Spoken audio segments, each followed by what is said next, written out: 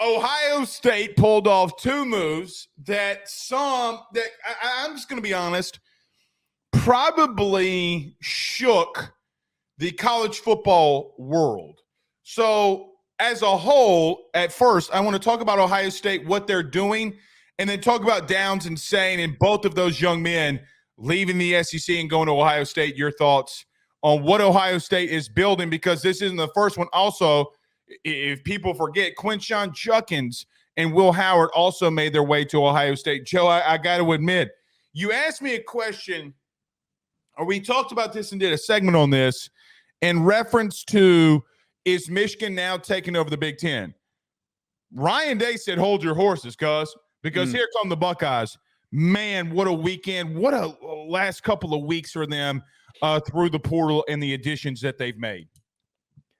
Amazing moves. And it's crazy to think that 3 or so weeks ago, they were nowhere near in this position. They hadn't gotten the commitments of the guys that were going to be returning. They didn't really have any massive moves in the transfer portal. If anything, they had a lot of guys leave. And then on top of all of this, they didn't have a quarterback. They didn't have their quarterback situation figured out, which was even crazier. There was speculation that Devin Brown might end up being the guy going into next season. All of that has changed, not only in a positive direction, but at a ridiculous rate.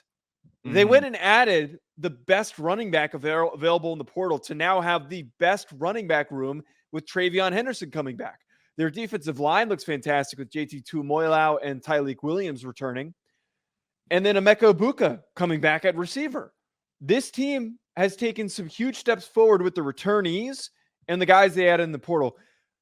But they've solidified to me the best overall offseason out of any team this year. They have had the best offseason. And I'm not afraid to commit to it being January 21st. I'm not afraid to commit to saying that this is the second best team in college football going into 2024.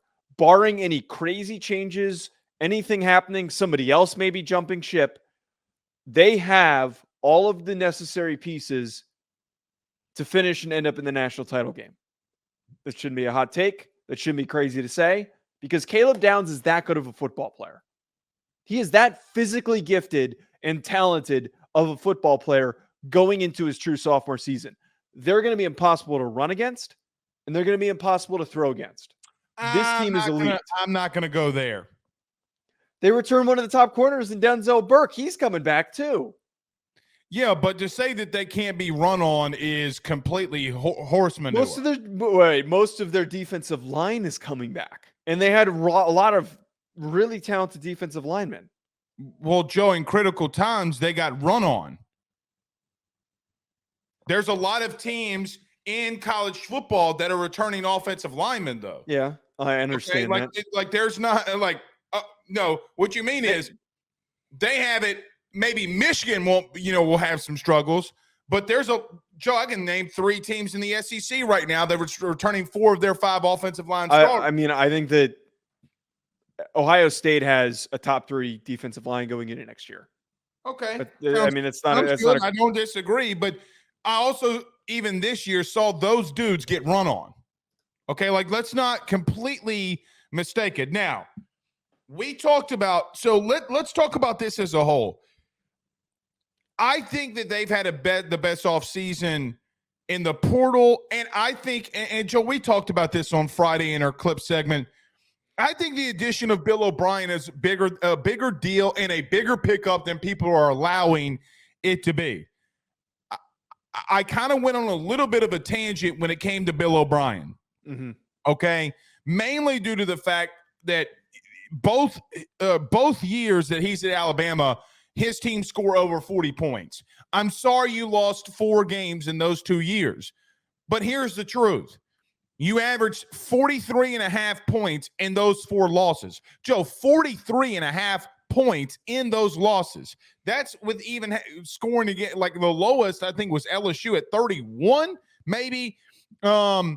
Maybe you can throw in the national title game, okay, whatever. But they were still scoring a crap load of points. My point here is this. From a player standpoint, okay, number one, I agree. Caleb Downs is arguably one of, if not the best player in the transfer portal this year, even more than I believe than Walter Nolan. You got a great running back, and I do think that you have the best running back duo in the country when it comes to having Judkins and Henderson. But I've still seen you in the bigger performing games, and Will Howard being a big addition. I want to see how all that works together too, right? Like they are adding a lot of pieces. I got to see how it works. Now, adding Julian Sayin is a big deal, but Joe, what did I tell you in pre-show production? Are we 1,000% sure that this kid goes to Ohio State and beats out Aaron Nolan? I'm not 100% sure of that. It's not a lock, but I would expect he's probably going to win that job. Don't completely disagree, but he's going to have to go in there and battle. They've had a great offseason. I don't necessarily disagree with you putting them in the top 3, top 2. To expound upon that, I just can't think of who firmly is, okay, this team's better than Ohio State. Georgia's the only one that I can sit here and do that for because they've got a better quarterback and a guy who's already been there last year that did some really good things. They have to deserve to get the leg up on Ohio State because they have their quarterback situation, and we know how good Carson Beck is, and we get made fun of for glazing him as much as we do. But who else? Like, is it Texas? Is it Oregon? I think that those teams have a couple of holes and inconsistencies, especially in big games, that I can't commit to that. Well, Ohio State doesn't? Well, Ohio State, when they've had their best rosters, have played well in the big games. Their roster has not been good and has not been as good as this before. I don't disagree. I don't disagree with that. But Joe, let me throw this your way. If this were anybody else besides Ohio State, they were losing these big games, what would you say? Because it's funny that we make this argument. Okay, we make the argument about Dan Lanning, or we make the argument about this coach or that coach. Okay, well, they're not winning the big games. All right, well, neither is Ryan Day completely. I mean, look, I don't mean this in a wrong way. He's 1 4th down conversion away against Notre Dame from not winning that one on the road. Okay. Look, please don't take this the wrong way. Let's just call it against a 9-3 team. Right? Like they don't really have a lot of business because of how Notre Dame just doesn't have any business hanging around with them, with the dudes that they have. Now, because of the simple fact that I think that Notre Dame has closed the gap from a talent perspective, okay, I'm with you there. Joe, I got you that they added some good pieces. I think their defensive front is really good, but I see, and we'll get to Elks here in just a minute, they're not the Death Star. They've added a lot of good pieces, but there is one team that I think that you're leaving out here on who else has gained a lot of dudes in the portal. That's Ole Miss. Here's from top to bottom. I'm gonna give you something here. Your front 22. I think that I really believe that you could say Georgia and Ole Miss from a just pure talent perspective is better than Ohio State. I think Georgia is. I don't think that Ole Miss is like without a doubt better than Ohio State. I think they're very close. I didn't say without a doubt. I know, but I think they're very close. Joe, are you 1,000% sure? How closely have you looked at it? What receiving core are you taking? Ohio State's. Okay. How far of a gap do you think that it is? Because if you think it's a massive gap, you might want to go back and look for a minute. It's not as massive of a gap as people think. So the biggest strength from Ohio State, okay, I think Jackson Dart's a better quarterback than Will Howard is. Oh, absolutely. And I've said this. I've been a massive champion of Jackson Dart, and I believe that going into next year, he's not going to get the proper recognition for how good of a football player he is. I completely agree with that. I think that he's a top 5 quarterback in 2024 in college football. But like if I'm comparing these two rosters, Ohio State, yes, Ole Miss has a better defensive line because of all the guys that they added. So my point is Ohio State's secondary is better. Their linebackers are better. I'm not arguing that. Their receivers are better, and their offensive line is better. I'm not going to go there. Ohio State. Okay, Ohio State's offensive line was inconsistent last year. But that whole line's coming back. So is Ole Miss's, and they're adding a left tackle. Joe, there's a difference in pushing and not being able to push a team around like a Michigan. When I saw Ole Miss, Joe, they basically did the same thing to Georgia. It was basically the same game. Wait, how much of let's compare those two games, because Ohio State, the way that they played against Michigan and the way that Ole Miss played against Georgia, those are two comparable opponents. Okay, they both could have won the national championship this year based on, just like, forget that for a second. Ole Miss got their ass kicked. Okay, they couldn't run the football against Georgia at all, and Ohio State found success running the ball at times, not consistently, but they still played a lot closer against Michigan than Ole Miss did against Georgia.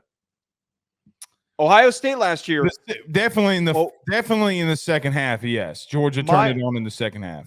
My whole point is I don't disagree that Ole Miss's portal haul, that's an amazing portal haul. They added a lot of really good players, but Ohio State was 3/4 of the way there to being an elite team.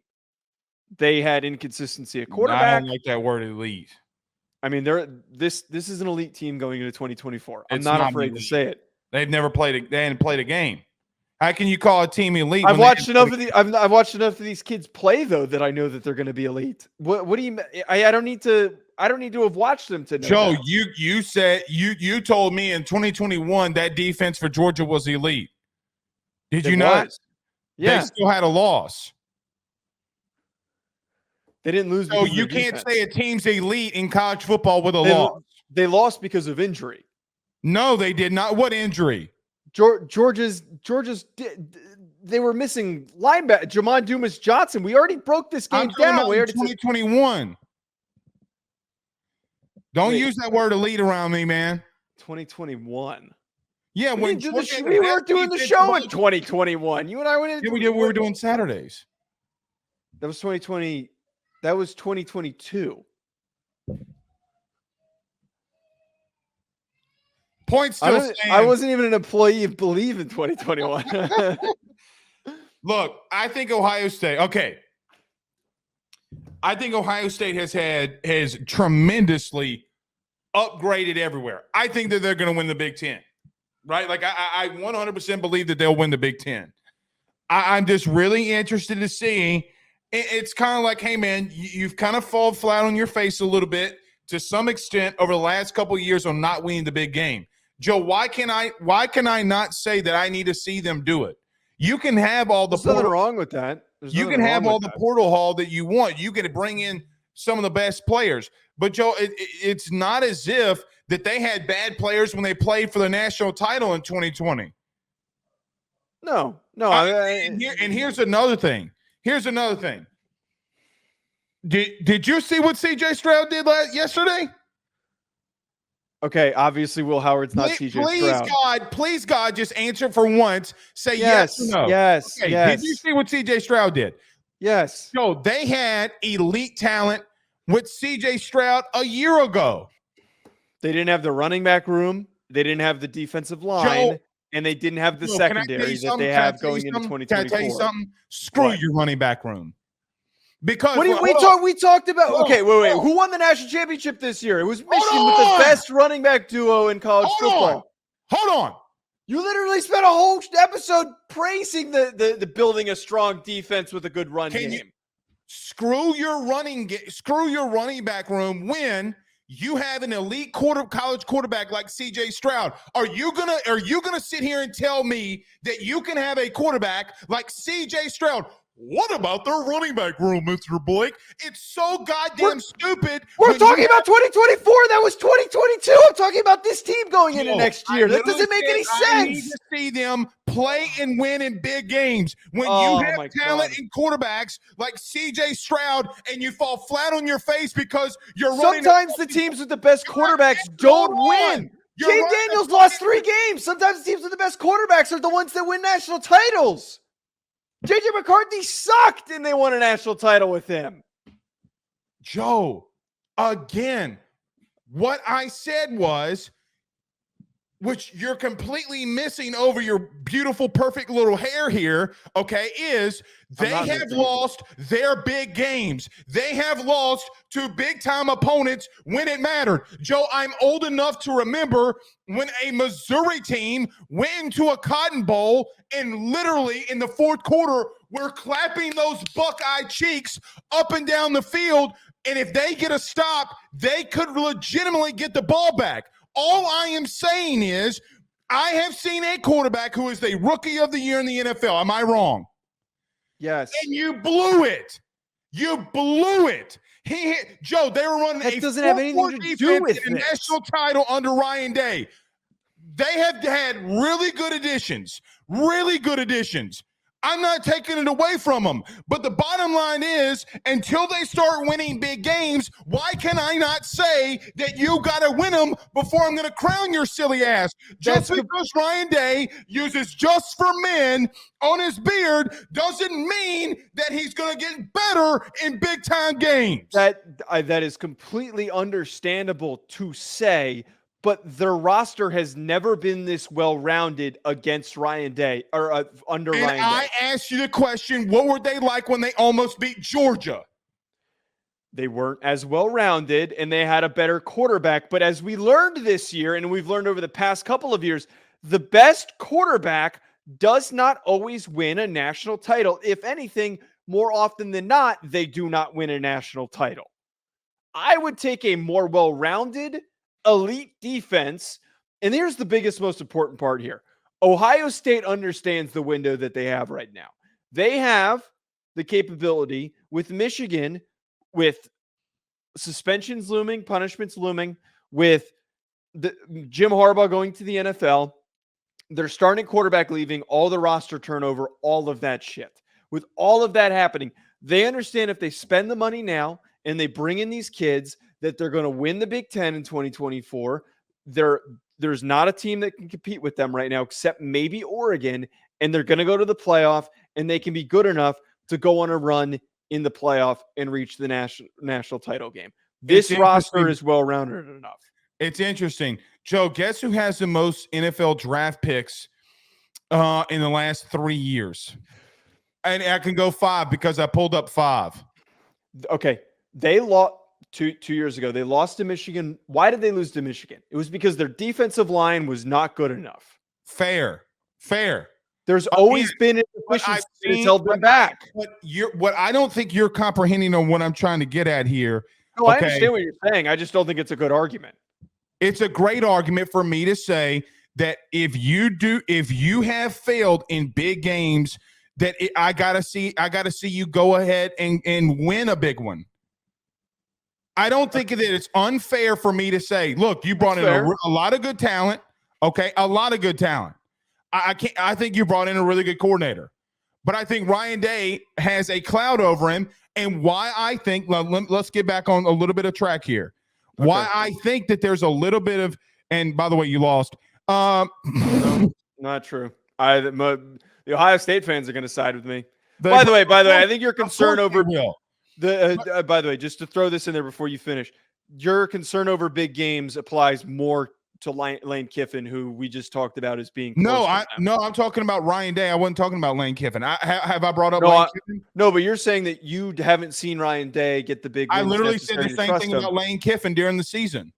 It's literally we talked about this. It was a whole segment. The same thing can be brought up with Sark too. I mean, all these coaches that are vying for this second spot. Dan Lanning could also be brought up. All these teams vying for the second spot have not won big games. What did we say about all those teams? What did we say about Texas? What was literally, Joe, I play this every week. We're back. Okay. And what did I say? They're going to have to win it to show me that even coach and team are back. And literally the same night came out here and said they aren't. My point is, I think from an on-field talent coaching perspective, yes, they can be top 2. But I don't think it's fair yet to crown them something when they've had struggles in those big games, because they have had a lot of good talent on a lot of teams. Joe, let me give you an example. Like, people don't remember, like, Pete Warner. Like, Pete Warner was a really good backer. okay, gets completely overlooked. You know why? Because he's trailing Devontae Smith in a national title game. I've seen game plans from Ryan Day that have fallen flat on their face. Flat on their face. So you can have all the talent in the world. Joe, on a roster to roster basis, does Texas have more talent than Washington? Yeah, they did. Okay. They did. That's my point. Like, let me ask you another question. Talent in, talent out basis. Does Michigan have more talent than everybody in the country? Wait, no. Say that last part again. Michigan does not have more talent than anybody in the country, but yet they still won a national title. Just because you're bringing all that in doesn't mean that I don't have to see you win it. I can turn your argument against you. Georgia did it with a quarterback named Stetson Bennett, but they were surrounded. Joe, they had 15 draft picks. Are you how are you turning your argument? If anything that supports my argument, my whole argument. No, it doesn't. You know my why? whole argument here is that what has held back Ryan Day is that at times there have been deficiencies and issues with the roster. There has been at least one position group that has held them back, that has hindered them, that has hurt them. You mean like their offensive line that was played inconsistent? It did play inconsistent last year, but offensive line is the position going to run through if the offensive line plays inconsistent. Offensive line is a position group that time tends to help with their development as guys add more weight, as they get stronger. Cohesion is important. Bringing back most of the same guys is critically important. I just think that this is the most talented roster that he has had based on all the guys that are coming in, that Emeka Egbuka comes back, that Jeremiah Smith could be one of the best freshman receivers in the country, that they have the best running back duo. I just look at every single position group and I see them being in, except for quarterback, top 5 in every single position. So they're like that every year. They're not, though. They're not, because last year we saw inconsistencies with them, and it came a lot from Kyle McCord. So them being really low down in their quarterback room hurt them. It held them back. We're not going to agree on this. No, I mean, we're not. Because again, you told me, okay, that their whole defensive line's coming back. Here's my last point. You ready? Most of it. Did or did not Missouri run for 200 yards in the Cotton Bowl? Did or did not Missouri play against a third-string quarterback who's a freshman? Don't care. Their defense was on the field the whole game. How many points did Missouri score? 14. But the other one scored 3. My point is you're saying that this defense is supposed to be elite. They are not elite. They've been pushing around. They were on the field the whole game in the Cotton Bowl. They were on the field the entire game. Of course that eventually when they weren't moving the ball for the first 3 quarters at all. They were moving the ball at all, Missouri. And it just so happened by the end of the game, because they were just punching them in the mouth over and over again. They were full-fledged against Notre Dame, and they still ran for a 180. Because that's all Notre Dame could do. Notre Dame couldn't do anything else. So you mean teams that have really good rushing attacks can just run the ball on them? Because I look at Michigan, wins 30-24. I look at those team stats. Oh, wait, they run for over 150. My point is that, yes, I agree with you that they have talent, but there are deficiencies in areas that you're giving credit for. BetOnline remains your top spot for all of your live betting action and contests. NFL, college football, UFC, NHL are all in full swing. BetOnline is your #1 source for wagering news, odds, trends, and predictions, with both desktop and mobile access at any time.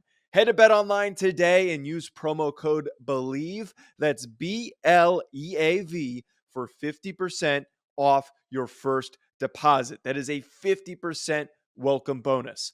BetOnline, where the game starts.